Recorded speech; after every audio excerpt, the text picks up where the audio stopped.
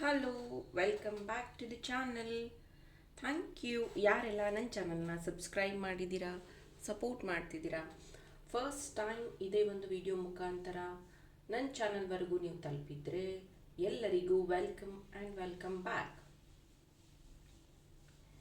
ಇವತ್ತಿನ topic candle love reading ಆಗಿರುತ್ತೆ. ಯಾವಾಗ ಫಸ್ಟ್ ಟೈಮ್ ನೋಡ್ತಿರೋ ಅವಾಗ ಇದು ರೆಸೊನೇಟ್ ಆಗುತ್ತೆ. ಈ ಒಂದು ರೀಡಿಂಗ್ನ ನೋಡುವಾಗ ನಿಮ್ಮ ಪಾರ್ಟ್ನರ್ ಬಗ್ಗೆ ಯೋಚನೆ ಮಾಡ್ತೀರಿ. ಆ ಒಂದು ವ್ಯಕ್ತಿಯ ಹೆಸರನ್ನು 3 ಟೈಮ್ಸ್ ನಿಮ್ಮ ಮನಸ್ಸಲ್ಲಿ ಹೇಳ್ಕೊಳ್ತಾ ಈ ಒಂದು ರೀಡಿಂಗ್ನ ವಾಚ್ ಮಾಡಿ ವಿತ್ ಅ ಪಾಸಿಟಿವ್ ನೋಟ್. ಅವರು ಪ್ರೀತಿಯಲ್ಲಿ ಏನು ಯೋಚನೆ ಮಾಡ್ತಿದ್ದಾರೆ, ವಾಟ್ಸ್ ಗೋಯಿಂಗ್ ಆನ್, ಅವರ ಮೈಂಡ್ ಮನಸ್ಸು ಏನು ಯೋಚನೆ ಮಾಡ್ತಿದೆ ಪ್ರೀತಿಯಲ್ಲಿ ನಿಮ್ಮ ಬಗ್ಗೆ ನೋಡೋಣ.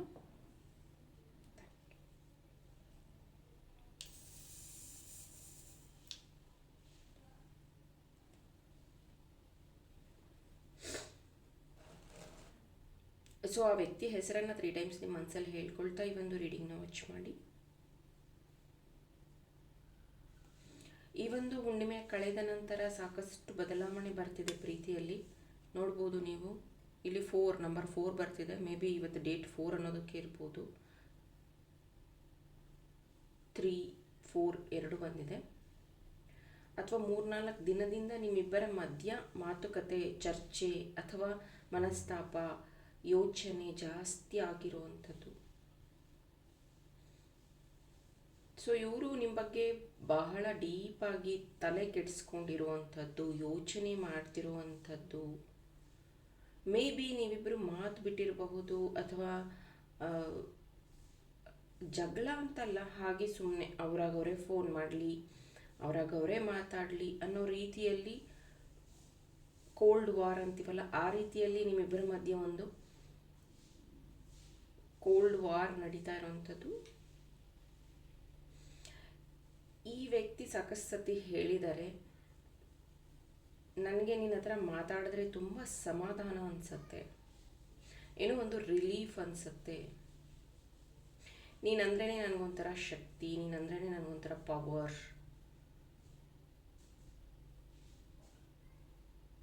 ಸೊ ನನ್ನ ಹತ್ರ ಮಾತಾಡದೆ ಇರಬೇಡ ಅಂತ ತುಂಬ ಸತಿ ಹೇಳಿದ್ದಾರೆ.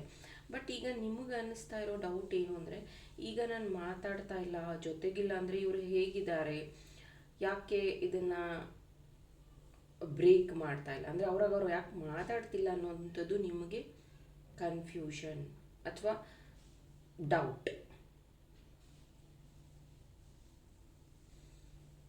ಈ ಪ್ರೀತಿಯಲ್ಲಿ ಯಾವುದೇ ರೀತಿ ಸ್ವಾರ್ಥ ಅನ್ನೋದು ಇಲ್ಲ. ಯಾಕಂದರೆ ಫ್ರೀ ವಿಲ್ ಆಗಿ ನೀವು ನಿಮ್ಮ ಜೀವನದಲ್ಲಿರುವ ಪ್ರಾಬ್ಲಮ್ ಆಗಿರಬಹುದು, ಅಥವಾ ಮ್ಯಾರಿಡ್ ಇರಬಹುದು, ಅಥವಾ ಬೇರೆ ಕಮಿಟ್ಮೆಂಟ್ಸ್ ಇರಬಹುದು, ಆದ್ರೂ ನೀವು ಒಂದು ಒಳ್ಳೆಯ ರೀತಿಯಲ್ಲಿ ನಮ್ಮಿಬ್ಬರ ಈ ಒಂದು ಪ್ರೀತಿ ಯಾರಿಗೂ ತೊಂದರೆ ಆಗಬಾರ್ದು, ಯಾವ ಫ್ಯಾಮಿಲಿಗೂ ತೊಂದರೆ ಆಗಬಾರ್ದು ಅನ್ನೋ ರೀತಿಯಲ್ಲಿ ಯೋಚನೆ ಮಾಡಿರೋದ್ರಿಂದ ನೀವು ಜಾಸ್ತಿ ಜಗಳ ಮಾಡೋದು ಅಥವಾ ಮತ್ತೆ ಮತ್ತೆ ಹೋಗಿ ಕೇಳುವಂಥದ್ದು ಇದನ್ನೇನು ಮಾಡೋದಿಲ್ಲ ನೀವು. ಸೊ ಇಬ್ಬರೂ ಅಷ್ಟೇ ತುಂಬ ಒಂಥರ ವರ್ಕೋಹಾಲಿಕ್ ಅನ್ನಿ ಅಥವಾ ಎಲ್ಲರನ್ನೂ ತುಂಬ ಚೆನ್ನಾಗಿ ಮಾತಾಡಿಸುವಂಥ ವ್ಯಕ್ತಿಯನ್ನಿ, ಆ ಥರ.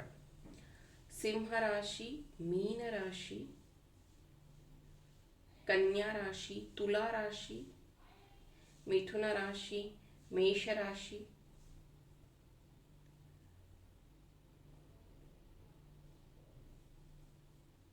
ಪ್ರೆಸೆಂಟ್ ಇರುವಂಥದ್ದಿದೆ.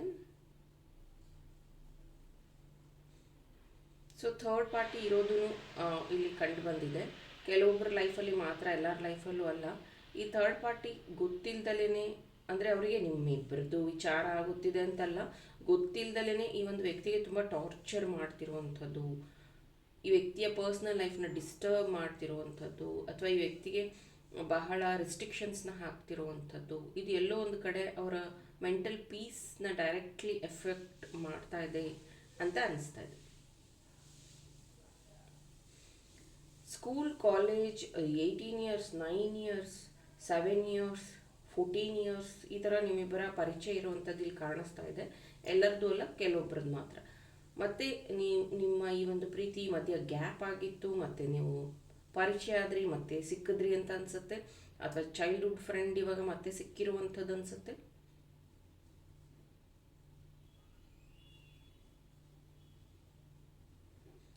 ಈ ವ್ಯಕ್ತಿಯ ಫ್ರೆಂಡ್ಶಿಪ್ ಅಂತ ಬಂದಾಗ ಅಥವಾ ಒಂದು ಹೆಲ್ಪ್ ಅಂತ ಬಂದಾಗ ತುಂಬ ಜನದ ಬಾಯಲ್ಲಿ ಈ ವ್ಯಕ್ತಿಗೆ ಒಳ್ಳೆಯ ಹೆಸರಿದೆ. ಅಂದರೆ ಇವರು ತುಂಬ ಒಳ್ಳೆಯವರು, ತುಂಬ ಹೆಲ್ಪ್ ಮಾಡಿದ್ದಾರೆ, ತುಂಬ ಸಹಾಯ ಮಾಡಿದ್ದಾರೆ, ತುಂಬ ಒಳ್ಳೆಯವರು ಅಂತ. ಆದರೆ ನಿಮ್ಮನ್ನು ಯಾಕೆ ಇವರು ಇಷ್ಟೊಂದು ಅಳಿಸ್ತಾ ಇದ್ದಾರೆ ಅಥವಾ ನಿಮ್ಮನ್ನು ಯಾಕೆ ಇವರು ಇಷ್ಟೊಂದು ಅರ್ಥ ಮಾಡ್ಕೋತಿಲ್ಲ ಅಂತ ಗೊತ್ತಿಲ್ಲ. ಇದು ನಿಮಗೆ ಅವಾಗವಾಗ ಕಾಡುವಂಥ ಪ್ರಶ್ನೆ. ಸೊ ಎಲ್ಲರೂ ಇವ್ರನ್ನ ಒಳ್ಳೆಯವರು ಅಂತಾರೆ, ಆದರೆ ನನ್ನ ವಿಷಯದಲ್ಲಿ ಮಾತ್ರ ಯಾಕೆ ಇವರು ಇಷ್ಟೊಂದು ಕಠೋರವಾಗಿದ್ದಾರೆ ಅಂತ. ಈ ವ್ಯಕ್ತಿ ಮಲಗೋದಕ್ಕಿಂತ ಮುಂಚೆ ಡೈಲಿ ನಿಮ್ಮ ಬಗ್ಗೆ ಯೋಚನೆ ಮಾಡ್ತಾರೆ. ನಿಮ್ಮ ಫೋಟೋಸ್ನ ನೋಡುವಂಥದ್ದು, ಡಿ ಪಿ ನೋಡುವಂಥದ್ದು. ಮೇ ಬಿ ಇವಾಗ ನೀವು ಡಿ ಪಿನ ಚೇಂಜ್ ಮಾಡಿರಬಹುದು ಅಥವಾ ಡಿ ಪಿಯಲ್ಲಿ ಬೇರೆ ಫೋಟೋ ಇರಬಹುದು.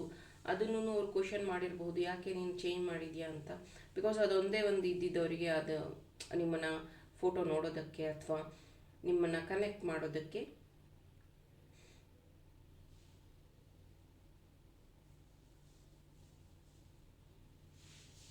ನೀವು ಅಥವಾ ಅವರು ಯಾರೊಬ್ಬರು ಇಲ್ಲಿ ಗೌರ್ಮೆಂಟ್ ಎಕ್ಸಾಮ್ಸ್ಗೆ ಟ್ರೈ ಮಾಡ್ತಾ ಇರ್ಬೋದು, ಅದಕ್ಕೆ ಪ್ರಿಪೇರ್ ಆಗ್ತಾ ಇರ್ಬೋದು. ಗೌರ್ಮೆಂಟ್ ಎಕ್ಸಾಮ್ ಪಾಸ್ ಆದರೆ ಫ್ಯಾಮಿಲಿಗೆ ಈ ನಿಮ್ಮ ಪ್ರೀತಿಯ ವಿಷಯ ಹೇಳಬೇಕು ಅನ್ನೋಂಥದ್ದು ಇರ್ಬೋದು. ಕಾಂಪಿಟೇಟಿವ್ ಎಕ್ಸಾಮ್ಸ್ಗೆ ರೆಡಿ ಆಗ್ತಿರೋವಂಥದ್ದು. ಅಥವಾ ಇನ್ನೂ ಕೆಲವೊಬ್ಬರು ಹಾಗೆ ಈ ಪ್ರಮೋಷನ್ಗೋಸ್ಕರ ಓದೋದು ಅಂತಾರಲ್ಲ, ಆ ಥರ ಏನೋ ಒಂದು ಸ್ಟಡೀಸಲ್ಲಿ ಬ್ಯುಸಿ ಆಗಿರುವಂಥದ್ದು.